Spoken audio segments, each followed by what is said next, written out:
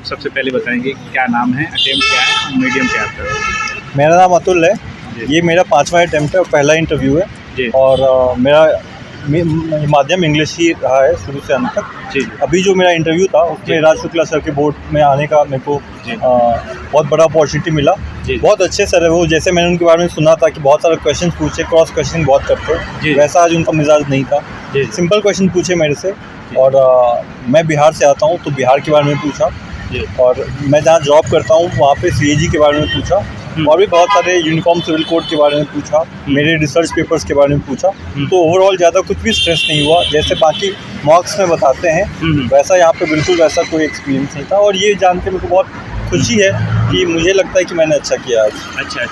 जैसे आपने बताया कि आप जॉब कर रहे हैं, तो जॉब आपकी कब लगी थी और कौन से डिपार्टमेंट में आपको? मैं 2022 के बैच से लगा हूँ और मैं सीएजी में सेंट्रल रेलवे के ऑडिट में अभी कार्यरत हूँ। सीजीएल से सेलेक्टेड है। अच्छा।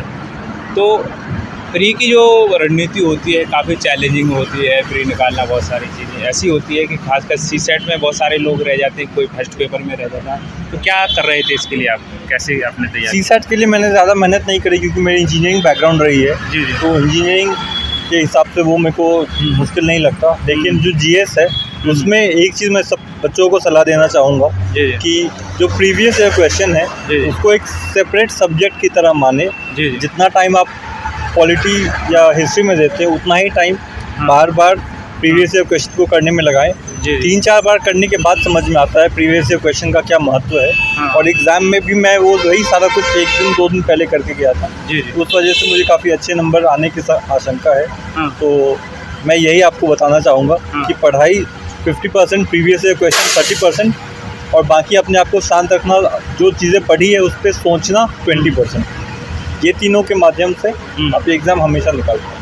अच्छा। पीवाईक्यू की बात करें तो कितने सालों के पीवाईक्यू प्री और मेंस के लिए कंपलसरी आपको लगते हैं और आपने लगाए हैं? कंपलसरी तो 10 साल अगर कोई कर ले ढंग से तो काफ़ी है। मैंने बहुत मेहनत किया था।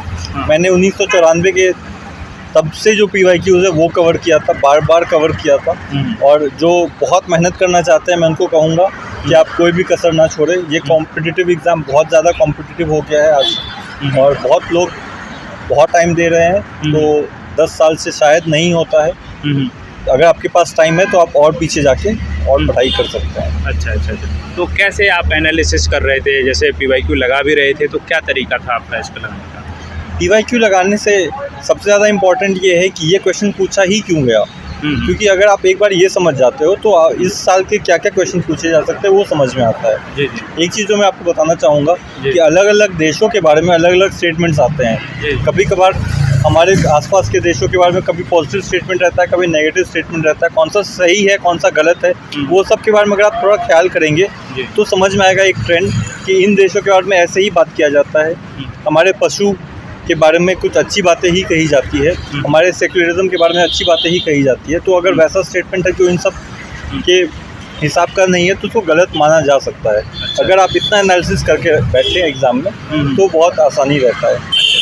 अच्छा, आपने बोला कि इंजीनियरिंग बैकग्राउंड से हैं तो सीसेट में प्रॉब्लम नहीं होती। बहुत सारे ये आर्ट्स बैकग्राउंड से भी होते हैं, उनके लिए क्या कहना चाहेंगे? क्योंकि मैथ के अलावा भी यदि सीसेट निकालना पॉसिबल है तो आप क्या रणनीति बताना चाहेंगे इसके लिए? मैथ्स के अलावा इंग्लिश पे भी फोकस किया जा सकता है। क्यों कि मैथ्स और इंग्लिश लगभग सेम ही वेटेज का रहता है। लेकिन मुझे ऐसा लगता है कि इंग्लिश जो सीसेट का है वो ज़्यादा टफ है मैथ्स से। मैथ्स को काबू करना ज़्यादा आसान है। अगर आपके पास लिमिटेड टाइम हो तो आप मैथ्स के फॉर्मूलाज पे ध्यान दें और बहुत कम एफर्ट से सीसेट निकाला जा सकता है, ऐसा मेरा मानना है। और जो फार्मूलाज है आप उसको ढंग से माने, ढंग से उसका प्रैक्टिस करें।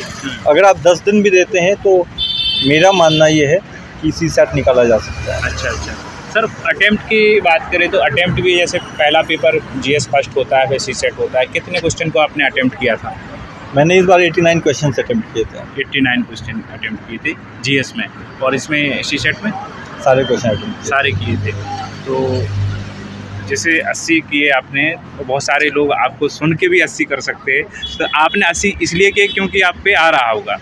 मैंने इसलिए किया क्योंकि मैं बैकग्राउंड में IIT से आता हूँ और मैंने कैट का एग्ज़ाम दिया है, उसमें भी काफ़ी अच्छे 99.7 परसेंटाइल आया है और भी बहुत सारे एग्ज़ाम दिए हैं, उसमें बहुत अच्छा मेरा परफॉर्मेंस रहा है। तो मैथ्स और इंग्लिश मेरे लिए उतना मुश्किल नहीं है, लेकिन जिनका ऐसा बैकग्राउंड नहीं है उनके लिए मैं मानता हूँ मुश्किल हो सकता है। लेकिन मेरी बातों को सुन के आप अपना स्ट्रैटेजी ना बनाएं। यही गलती मैंने भी अपने पहले अटेम्प्ट्स में किया, जहाँ पे मैं दूसरों को समझ के ही मैं अपनी काम करने का कोशिश करता था। लेकिन आप जब तक अपने आप को नहीं समझोगे इस एग्ज़ाम में, आप चाहे तीनों स्टेज जो प्रीलिम्स, मेंस या इंटरव्यू, उसमें आप अच्छे नहीं कर पाओगे। तो ये जर्नी सबसे पहले आपको अपने बारे में समझने का है कि आपके स्ट्रेंथ क्या है और वीकनेस क्या है। जैसे मैं ऑफिस के साथ काम करता हूँ, तो टाइम की कमी के कारण मेरे को ये बहुत ज़रूरी है समझना कि मैं क्या पढ़ सकता हूँ, क्या नहीं पढ़ सकता हूँ। उसी हिसाब से आप लोग अपने स्ट्रेंथ और वीकनेस को समझ के ही इस प्रोसेस में आगे बढ़ें। अच्छा, जैसे आपने इंजीनियरिंग किया है तो ऑप्शनल भी आपका मैथ होगा या कुछ और ऑप्शनल है? मैंने पब्लिक एडमिनिस्ट्रेशन लिया है। अच्छा, तो ये आप लेने का क्या बता सकते हैं? मैथ तो आपका अच्छा ही होगा वैसे, फिर इसमें क्यों आया, क्यों लिया आपने?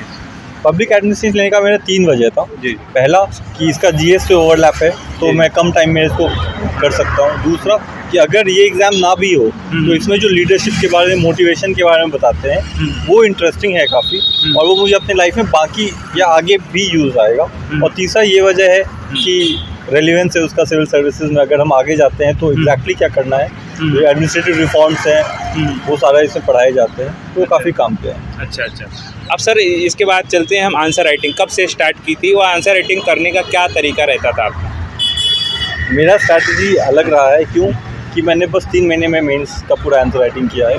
जब प्री का रिजल्ट निकला या उससे पहले जब मैंने एग्ज़ाम दे दिया था, तो मुझे अच्छे नंबर आने की आशंका थी। मैंने तभी से ही आंसर राइटिंग चालू किया। उससे पहले मैंने आंसर राइटिंग पे उतना फोकस नहीं किया था, क्योंकि पिछले अटेम्प्ट में मेरे प्री में ही मुश्किल आ रही थी। अच्छा। मैंने आंसर राइटिंग जो है ऑफिस के साथ किया है, तो मैंने बहुत कम टाइम में आंसर राइटिंग किया है। तो आप मेरा स्ट्रैटेजी शायद उतना काम नहीं आए लोगों को, लेकिन मैंने ज़्यादा नॉलेज पे फोकस किया और एक स्ट्रक्चरिंग करने पे फोकस किया। जो नॉलेज और स्ट्रक्चरिंग एक बार हो जाता है आंसर्स में, उसके बाद आप कोई भी आंसर का जवाब दे सकते हो बहुत अप्रोप्रिएट तरीके से। सबसे इम्पॉर्टेंट ये है कि क्वेश्चन जो पूछ रहा है उसको समझना और शुरू के 3-4 पैराग्राफ में ही उसको आंसर कर देना। अगर आप ये करने का सारा प्रोसेस सीख जाते हैं, जो कि एक दिन में नहीं, बार बार प्रैक्टिस से आता है, और अपने ही आंसर्स को खुद से पढ़ने के बाद आपको समझ में आता है ये मिसिंग था। ये 3-4 बार करने के बाद आप सारे एक सब्जेक्ट आप कर लोगे तो बाकी सब्जेक्ट्स का भी हो जाएगा। अच्छा, कीवर्ड्स जो कोई पॉइंट्स हों जो टॉपर्स की कॉपी में आपने देखे हों या नहीं भी देखे हों, लेकिन कीवर्ड्स जो बताना चाहें, क्या हमें फैक्टर ध्यान देना होता है? मैंने कीवर्ड्स को अंतिम 20 दिन में पढ़ाई किया था। मैंने शुरू में बस आंसर राइटिंग के स्ट्रक्चरिंग और कोड ऑफ क्वेश्चन को एड्रेस करने में दिया था। लास्ट के 15-20 दिन में आप facts, data, keywords, trends, diagram वगैरह जो है लास्ट में प्रैक्टिस करना होता है। लेकिन आप शुरू से करेंगे तो जो मेन काम है वो रुक जाएगा। आप शुरू आंसर को जस्टिफाई करने से करिए और लास्ट में ये सारे कीवर्ड्स और फैक्ट्स, डेटा डालना हो